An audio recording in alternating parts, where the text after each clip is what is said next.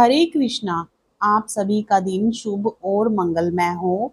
भगवान श्री कृष्ण की कृपा आप सभी भक्तजनों पर बनी रहे। मित्रों, आज हम सुनेंगे भाद्रपद मास महात्म्य श्रीमद् भागवत कथा अध्याय 15। प्रेम से बोलिए श्री कृष्ण भगवान की जय।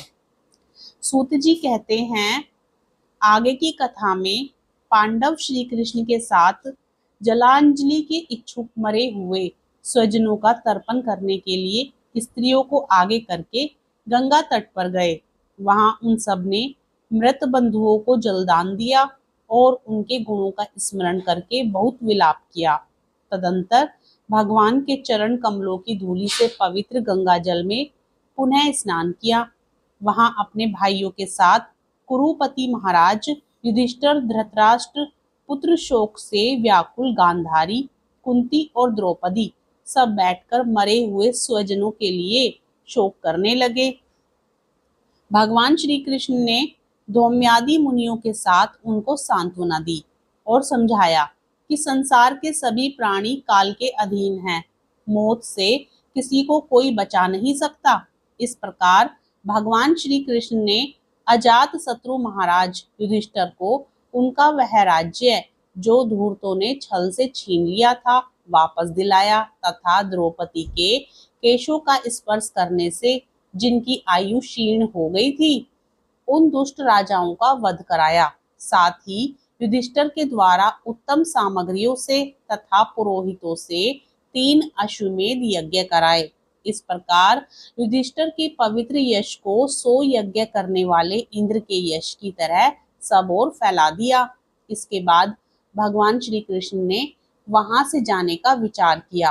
उन्होंने इसके लिए पांडवों से विदा ली और व्यास आदि ब्राह्मणों का सत्कार किया। उन लोगों ने भी भगवान का बड़ा ही सम्मान किया। तदंतर सात्यकी और उद्धव के साथ द्वारका जाने के लिए वे रथ पर सवार हुए। उसी समय उन्होंने देखा कि उत्तरा भय से विहल होकर सामने से दौड़ी चली आ रही है। उत्तरा ने कहा, देवादिदेव जगदीश्वर, आप महायोगी हैं, आप मेरी रक्षा कीजिए, रक्षा कीजिए। आपके अतिरिक्त इस लोक में मुझे अभय देने वाला और कोई नहीं है, क्योंकि यहाँ सभी परस्पर एक दूसरे की मृत्यु के निमित्त बन रहे हैं। प्रभो, आप सर्वशक्तिमान हैं। यह धधकते हुए लोहे का बाण मेरी ओर दौड़ा आ रहा है। स्वामी, यह मुझे भले ही जला डाले परंतु मेरे गर्भ को नष्ट ना करे, ऐसी कृपा कीजिए। सूत जी कहते हैं, भक्त वत्सल भगवान श्री कृष्ण उसकी बात सुनते ही जान गए कि अश्वत्थामा ने पांडवों के वंश को निर्बीज करने के लिए ब्रह्मास्त्र का प्रयोग किया है। शौनक जी, उसी समय पांडवों ने भी देखा कि जलते हुए 5 बाण हमारी ओर आ रहे हैं, इसलिए उन्होंने भी अपने अपने अस्त्र उठा लिए। सर्वशक्तिमान भगवान श्री कृष्ण ने अपने अनन्य प्रेमियों पर, शरणागत भक्तों पर बहुत बड़ी विपत्ति आई जानकर अपने निज अस्त्र सुदर्शन चक्र से उन निज जनों की रक्षा की। योगेश्वर श्री कृष्ण समस्त प्राणियों के हृदय में विराजमान आत्मा है। उन्होंने उत्तरा के गर्भ को पांडवों की वंश परंपरा चलाने के लिए अपनी माया के कवच से ढक दिया। सोनक जी, यद्यपि ब्रह्मास्त्र अमोघ है और उसके निवारण का कोई भी उपाय नहीं है, फिर भी भगवान श्री कृष्ण के तेज के सामने आकर वह शांत हो गया।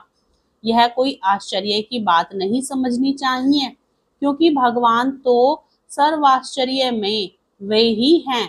अपनी निज शक्ति माया से स्वयं अजन्मा होकर भी इस संसार की सृष्टि, रक्षा और संहार करते हैं। जब भगवान श्री कृष्ण जाने लगे तब ब्रह्मास्त्र की ज्वाला से मुक्त अपने पुत्रों के और द्रौपदी के साथ कुंती ने भगवान श्री कृष्ण की इस प्रकार स्तुति की। कुंती ने कहा, अब समस्त जीवों के बाहर और भीतर एक रस स्थित है, फिर भी इंद्रियों और वृत्तियों से देखे नहीं जाते, क्योंकि आप प्रकृति से परे आदि पुरुष परमेश्वर हैं।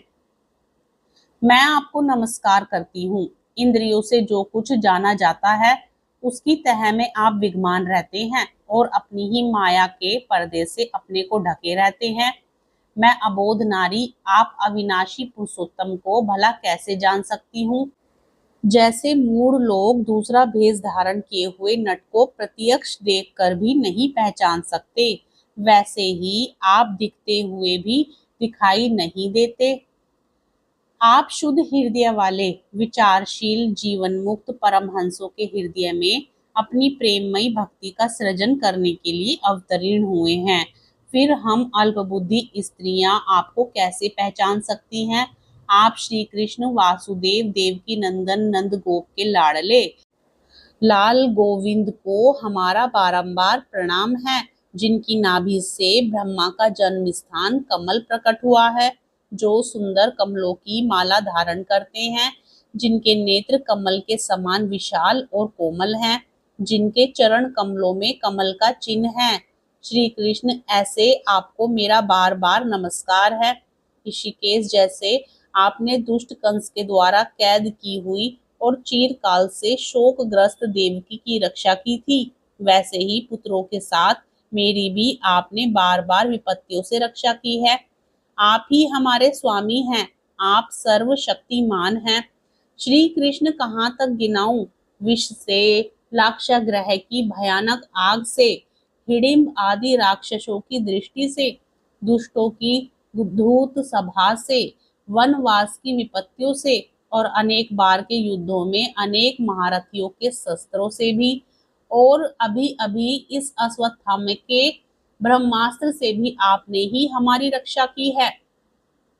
जगत गुरु, हमारे जीवन में सर्वदा पद पद पर विपत्तियां आती रहती हैं, क्योंकि विपत्तियों में ही निश्चित रूप से आपके दर्शन हुआ करते हैं, और आपके दर्शन हो जाने पर फिर जन्म मृत्यु के चक्कर में नहीं पड़ना पड़ता।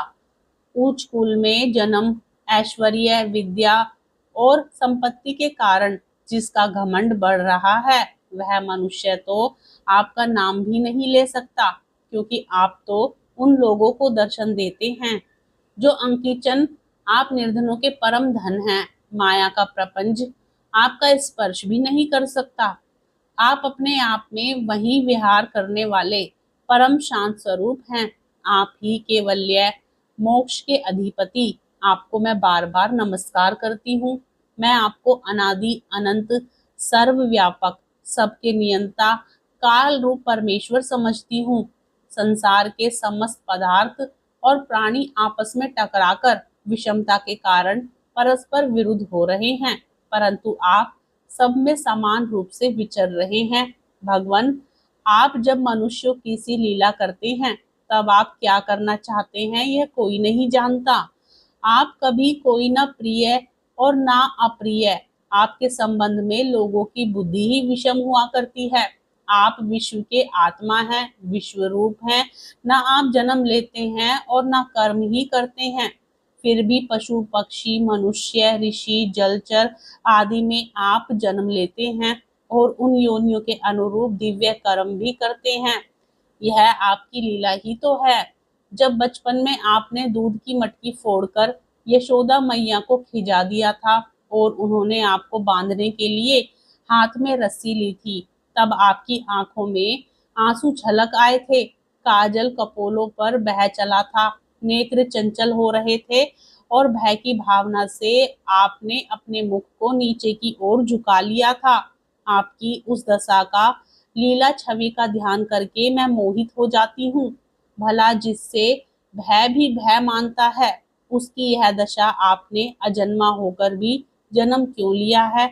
इसका कारण बतलाते हुए कोई कोई महापुरुष यूं कहते हैं कि जैसे मलयाचल की कीर्ति का विस्तार करने के लिए उसमें चंदन प्रकट होता है, वैसे ही अपने प्रिय भक्त पुण्य श्लोक राजा यदु की कीर्ति का विस्तार करने के लिए ही आपने उनके वंश में अवतार ग्रहण किया है। दूसरे लोग यूं कहते हैं कि वसुदेव और देवकी ने पूर्व जन्म में आपसे यही वरदान प्राप्त किया था, इसलिए आप अजन्मा होते हुए भी जगत के कल्याण और दैत्यों के नाश के लिए उनके पुत्र बने हैं। कुछ और लोग यूं कहते हैं कि यह पृथ्वी दैत्यों के अत्यंत भार से समुद्र में डूबते हुए जहाज की तरह डगमगा रही थी, पीड़ित हो रही थी। तब ब्रह्मा की प्रार्थना से उसका भार उतारने के लिए ही आप प्रकट हुए।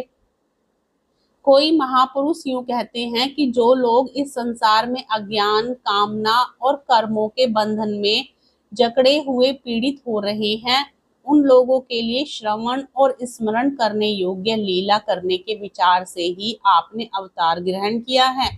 भक्तजन बार बार आपके चरित्र का श्रवण, गान, कीर्तन एवं स्मरण करके आनंदित होते रहते हैं। वे ही अविलंब आपके उस चरण कमल का दर्शन कर पाते हैं जो जन्म मृत्यु के प्रवाह को सदा के लिए रोक देता है। भक्त वत्स कल्पतरु प्रभु, क्या आप अपने आश्रित और संबंधी हम लोगों को छोड़कर जाना चाहते हैं? आप जानते हैं कि आपके चरण कमलों के अतिरिक्त हमें और किसी का सहारा नहीं है।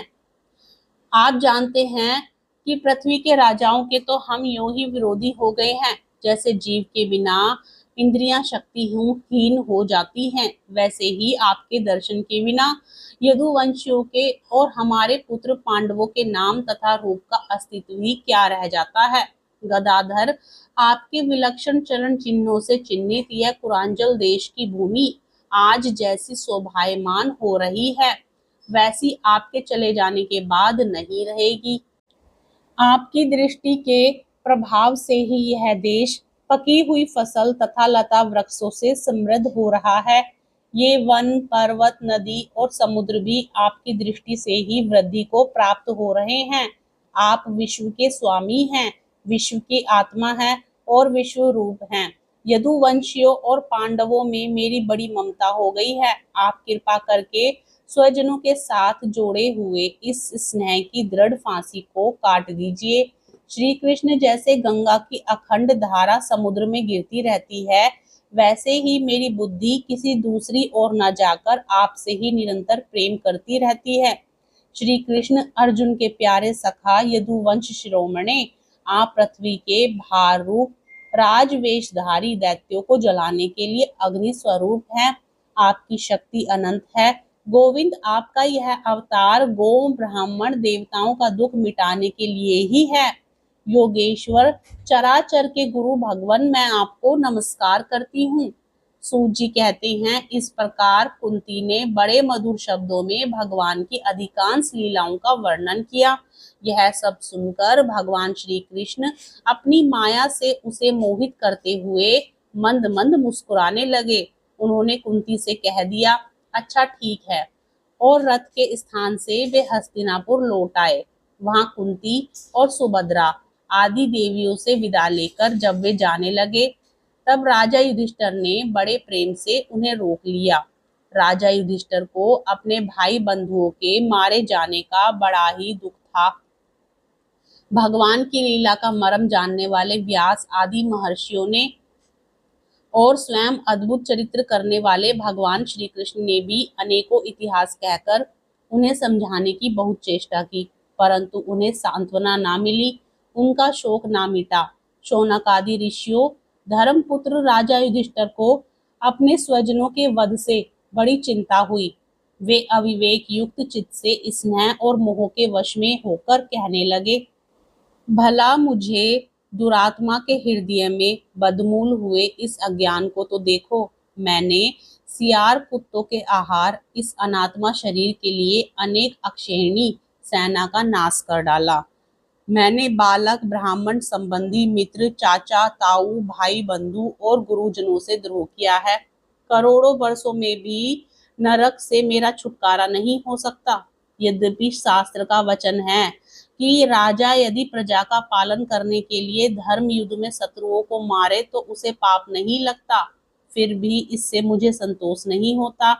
स्त्रियों के पति और भाई बंधुओं को मारने से उनका मेरे द्वारा यहाँ जो अपराध हुआ है, उसका मैं गृहस्थोचित यज्ञ आदि को के मार्जन द्वारा भी करने में समर्थ नहीं हूँ। जैसे कीचड़ से गंदला जल स्वच्छ नहीं किया जा सकता, मदिरा से मदिरा की अपवित्रता नहीं मिटाई जा सकती, वैसे ही बहुत से हिंसा बहुल यज्ञों के द्वारा एक भी प्राणी की हत्या का प्रायश्चित नहीं किया जा सकता। हरे कृष्णा।